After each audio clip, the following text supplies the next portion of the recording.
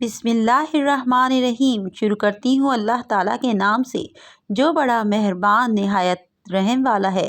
حضرت سفیان بن عبداللہ ثقفی رضی اللہ تعالیٰ عنہ فرماتے ہیں، میں نے عرض کی یا رسول اللہ صلی اللہ علیہ وسلم، آپ مجھے کوئی ایسی بات ارشاد فرما دیجیے جس کو میں مضبوطی سے تھام لوں۔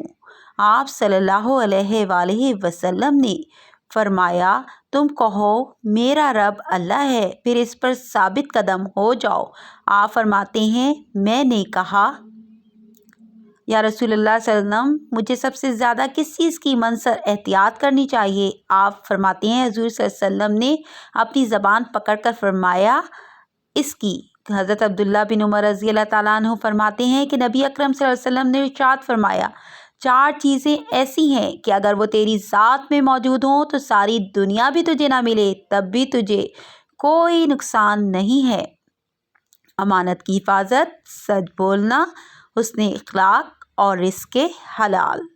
حضرت ابو امامہ رضی اللہ تعالیٰ عنہ فرماتے ہیں کہ رسول اللہ صلی اللہ علیہ وسلم نے ارشاد فرمایا، اللہ تعالیٰ تمہیں مصیبت کے ساتھ جانچتا ہے، حالانکہ وہ تمہیں اچھی طرح جانتا ہے، جیسا کہ تم سونے کو آگ کے ساتھ جانچتے ہو۔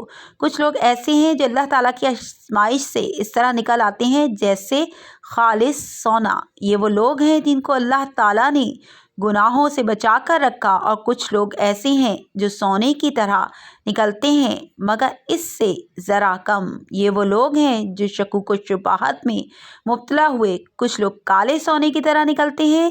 یہ وہ شخص ہے جو فتنے میں مبتلا ہو گیا۔